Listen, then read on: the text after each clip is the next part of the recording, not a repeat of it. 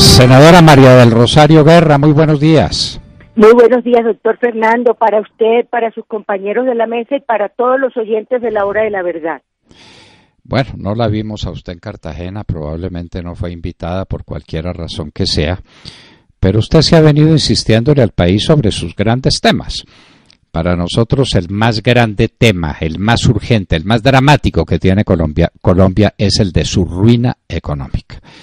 La ANDI estaba reuniendo a toda su gente cuando Fabricato tenía que suspender operaciones durante 14 días, que es una medida dramática, porque no tiene a quién venderle sus telas, porque se ha caído el consumo, la demanda, y porque el contrabando tiene contra la pared a los colombianos. Pero el contrabando es hijo del tráfico de cocaína y de los dólares que vienen al amparo de la cocaína.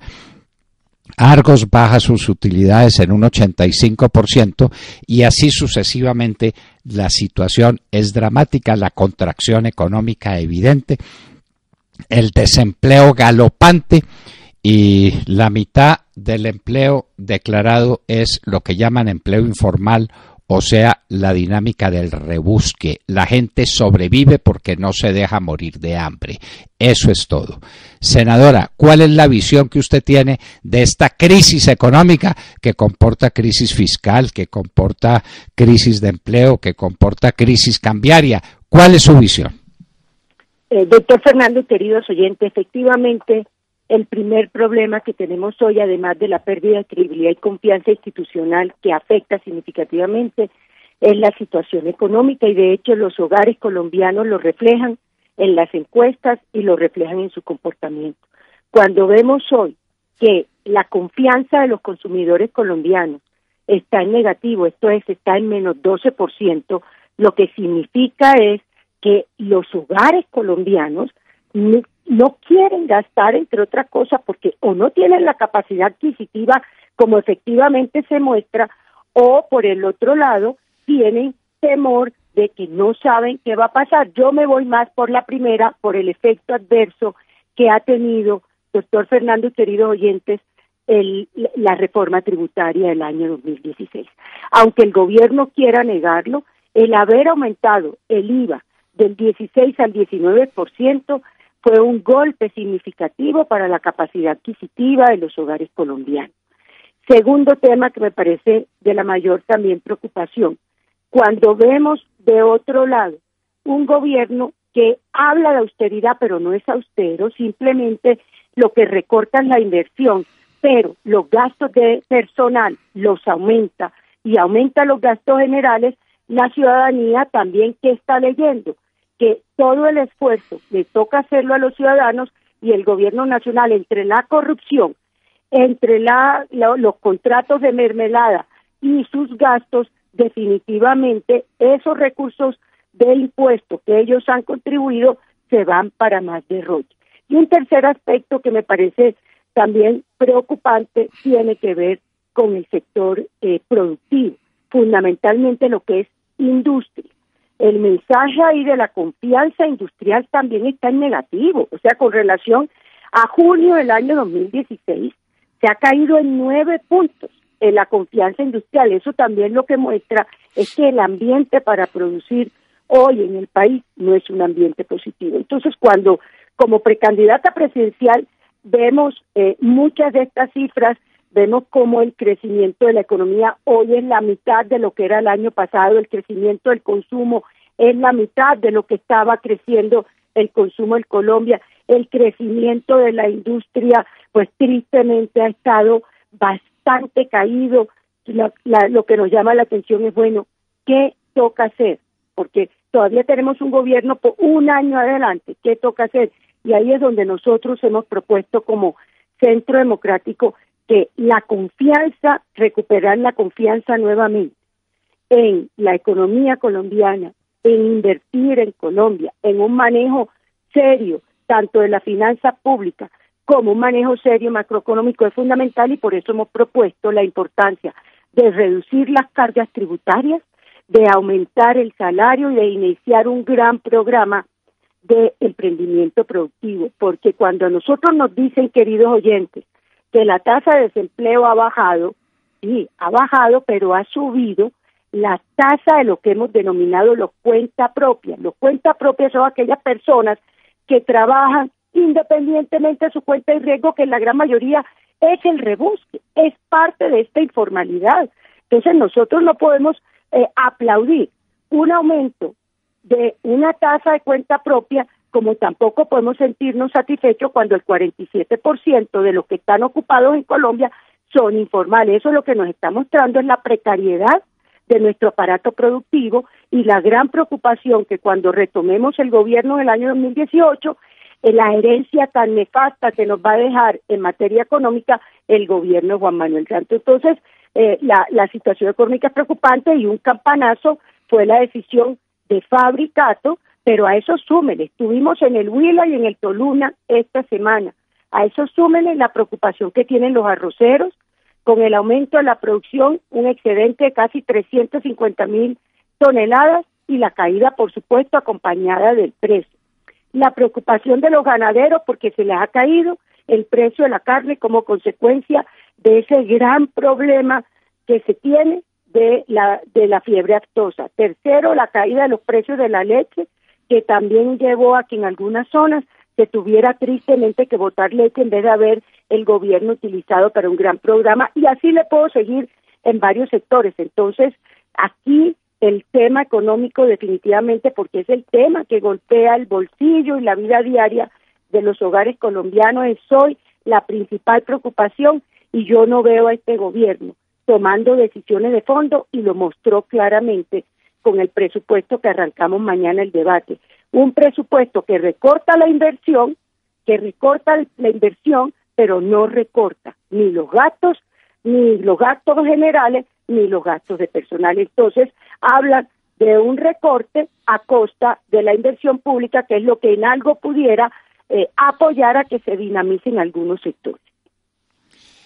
Senadora, el presidente Santos, allá en la reunión de Cartagena en la ANDI, habló de dos medidas trascendentales para cambiar el ritmo de la economía. La una, calcular el interés de usura cada mes y no cada 3 meses. Y la otra, bajarle los aranceles a unos bienes de capital que no está importando nadie, porque ¿quién quiere producir para no vender? Entonces esas son las dos medidas de Santos. Nosotros hemos dicho que son aspirinas para un cáncer. ¿Estaremos exagerando? No, doctor Fernando, no está exagerando. Déjeme decirle 2 comentarios. Efectivamente, a la senadora Paloma Valencia y a mí no nos invitaron a participar en el panel de precandidatos en la ANDI.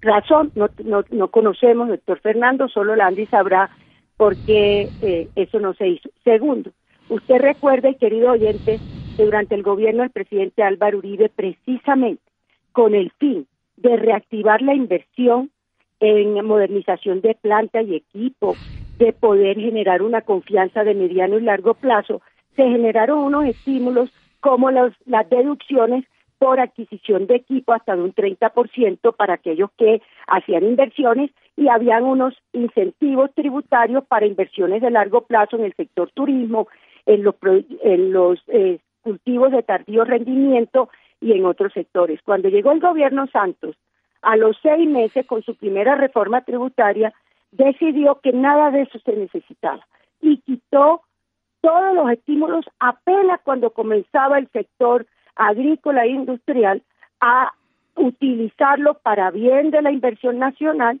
esos estímulos. Resulta que ahora se dieron cuenta, doctor Fernando, que se equivocaron, porque la inversión bruta de capital, que es lo que mide la inversión en activos productivos y de infraestructura que contribuyen a ese crecimiento, se les ha caído. Entonces ahora aparece los incentivos y los descuentos por inversiones en maquinaria y equipo tardíamente.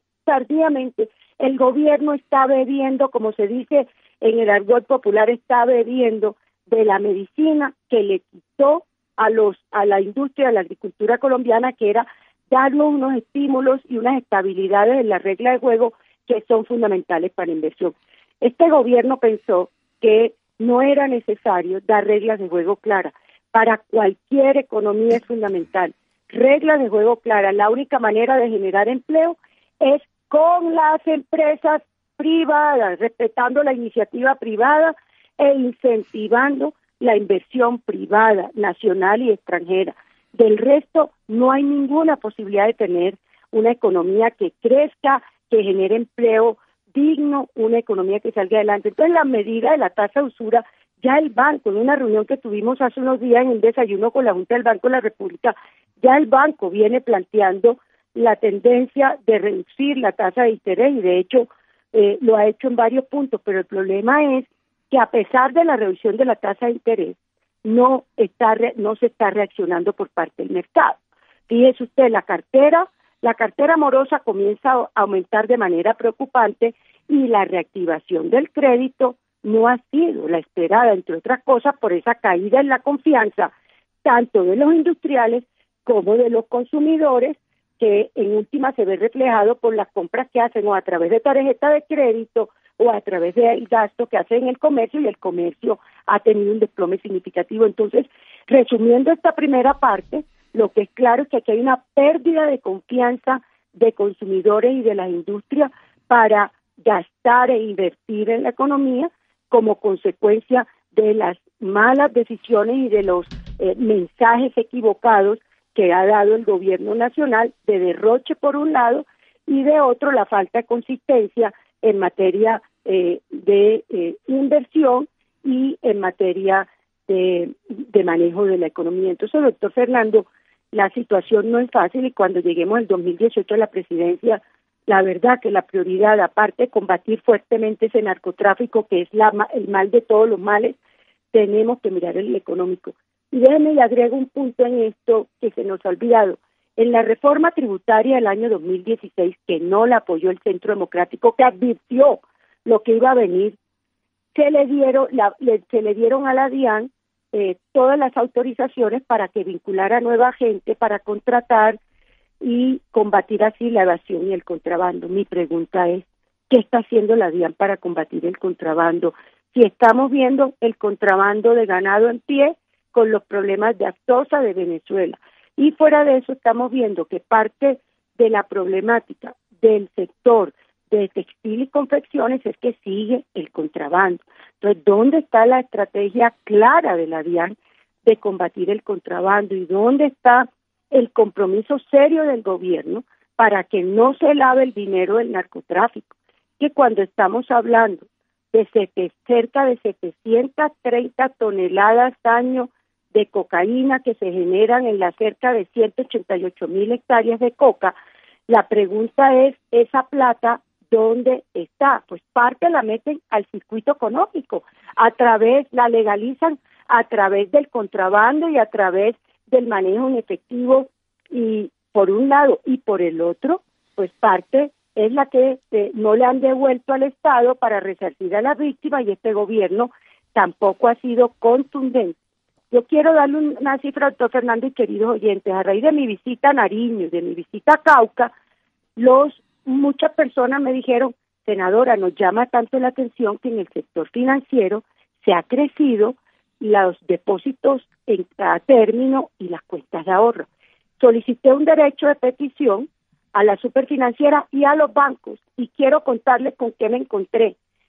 En Nariño, en Cauca, en los departamentos donde ha crecido los cultivos de coca, se han multiplicado por 3 y por 4 en solo 3 años. El valor depositados en CDT y en cuentas de ahorro en el solo Cauca pasaron en 2013 de tener CDT por cerca de 260,000 millones a CDT cercanos a 1 billón de pesos, y similar en Nariño. Y la pregunta es, ¿qué actividad en Cauca o Nariño ha generado para que haya tanto dinero en el sector financiero? Eso también es un tema que el sector financiero tiene que explicar. ¿Cómo no les ha llamado la atención ese crecimiento y al gobierno de lo que ha pasado en materia de aumentos de cuentas de ahorro, de cuentas corrientes y de CDT en esos 3 departamentos? Entonces, aquí hay unos hechos, doctor Fernando, que tiene que conocer la opinión pública, porque todo esto es lo que nosotros hemos sido críticos de este gobierno, de haber hecho oídos sordos y volverse ciego para no querer ver una realidad de los efectos adversos del narcotráfico en la economía nacional, en la moral del ejercicio de la política y fuera de eso en la destrucción de la base productiva. Senadora, usted mencionó el tema de la cartera bancaria que viene teniendo ya unas cifras demasiado preocupantes. La cartera mala en poder de los bancos suma 17.7 billones de pesos. Después de que los bancos se han dedicado a comprarle la cartera los unos a los otros y han invertido en eso dinerales. Eso no es sino una forma de evadir el problema de que la gente no tiene con qué pagar lo que debe. Así es. Y la gente que tiene tarjetas de crédito viene jugando con las tarjetas y pagando el valor de unas con con lo que consigue de las otras en crédito en efectivo. Todo eso hace que el panorama bancario, por primera vez en mucho tiempo, el panorama bancario es muy delicado. Las compañías llamadas de financiamiento comercial, las financieras no bancarias, compañías de leasing, compañías de factoring, compañías de crédito directo, han perdido dinero por primera vez en mucho tiempo. Y ante estas llamadas de atención, senadora, parece que nadie quiere dedicarse a ese tema, parece que nadie lo quiere tratar. Ni la Andy lo menciona, pero ahí está, Fabricato parado, Argos con unas pérdidas de 85% de utilidades con respecto al año pasado y así sucesiva e indefinidamente. Senadora, ¿cuándo le vamos a hacer frente a una realidad dramática que es una economía que tiene cáncer, pero le recetan aspirinas? Doctor Fernando, mañana comienza el debate del presupuesto y estos son temas donde tradicionalmente los hemos planteado durante los últimos 3 años en los debates al ministro de Hacienda y definitivamente ellos hacen caso omiso. Pero usted acaba de tocar 2 temas, el aumento de la morosidad de la cartera comercial, que ya lo reconoce el mismo Banco de la República con preocupación, pero por el otro lado, el aumento en estas zonas de coca, que yo les digo, estos departamentos donde se ha aumentado la siembra de los cultivos de coca, de el dinero en el sector financiero. Entonces a uno también, un gobierno serio debía haber sido un gobierno que se preocupe y diga un momentico, ¿cómo se dan estas circunstancias? Yo creo que aquí la responsabilidad del gobierno es muy grande por esta situación de la economía, no solo por su equivocación en el manejo, sino por su permisividad con el daño que le está haciendo tanto dinero del narcotráfico a la economía colombiana vía contrabando, vía efectivo y por el otro lado vía también de lo que estamos viendo el sector financiero. Yo creo que el sector financiero va a vivir unos momentos complejos, no solo por el tema de cartera, sino por este tema. Doctor Fernando, yo ahí le di esos datos que cuando los hablé en Cauca y Nariño, la ciudadanía respaldó y dijo, con razón hemos visto tanto dinero aquí circulando. Pero está ya hoy dentro del sistema financiero. Entonces, para mí, el tema económico este año, ¿cuál es el planteamiento que he venido haciéndole al gobierno? Mire, en los últimos 2 debates del presupuesto general, el del 2016 y el del 2017, planteamos la importancia de haber hecho un recorte en los gastos generales y en los gastos de personal. El gobierno Santos aumentó en 5 años cerca de 18,000 cargos públicos. La pregunta es, ¿por qué no redujeron el número de cargos públicos? Porque la gran mayoría, y el número de contratistas lo aumentaron a más de 70,000 contratistas. Entonces estamos hablando de que este gobierno se metió en un tren de gastos desde el punto de vista de gastos de personal que son inaceptables y no son manejables y hay que reducirlos de manera importante porque la gran mayoría de estos no son para mejorar las condiciones productivas. Si fuera para mejorar las condiciones productivas no tuviésemos tanto incumplimiento del gobierno nacional y por el otro lado los gastos generales. ¿Recuerdan ustedes cuánto se gasta este gobierno en publicidad, en eventos? Entonces, hay un primer mensaje que tendría que dar el gobierno y es un compromiso serio con el recorte del gasto, pero resulta que lo viene a recortar, doctor Fernando, en inversión y lo viene a recortar justo para el otro año cuando ya no está en el gobierno. Entonces, claro, todos estos 7 años fueron de derroche y ahora le van a dejar al gobierno que inicia en 2018 un presupuesto bastante complicado en sus cifras, con unos ingresos que ya estuve aquí revisando el comportamiento de los ingresos de la DIAN, con unos ingresos de la DIAN que en el primer semestre aparentemente aparecen creciendo porque se pagó el impuesto a la riqueza y la primera cuota del impuesto a la riqueza y los efectos de los primeros meses del IVA. Pero para este segundo semestre del año, mi proyección es que ya comienza el IVA a reducirse, la tasa de crecimiento de julio ya no fue la esperada y comenzamos a ver que muy seguramente a finales de este segundo semestre el aumento esperado como fue el año anterior y el año 2017 y 16 pues va a ser inferior a lo proyectado por el gobierno. En impuesto a la riqueza el gobierno no ha logrado las metas que se ha propuesto en los últimos años. En gran medida eso refleja la situación de la economía. No cabe duda, es que la economía creciendo al 1%, ahí nos están aclimatando la idea de que es el 1.2 como si eso fuera la gran cosa.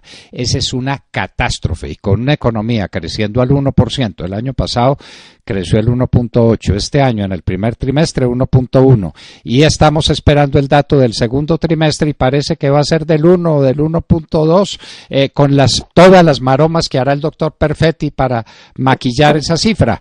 Eso es una catástrofe para los colombianos. Cada uno se mete la mano al bolsillo y lo siente cada vez más vacío.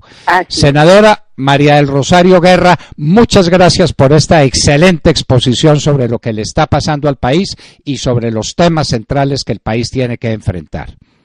A usted, doctor Fernando, a sus oyentes, mil gracias y estaremos dando estos debates y nuestro compromiso con recuperar la confianza y la credibilidad en la economía a través de una reducción de estas cargas tributarias, un aumento de salario porque los trabajadores necesitan tener una mayor capacidad de compra y un compromiso serio, un gran programa de emprendimiento para que los jóvenes tengan alternativas productivas.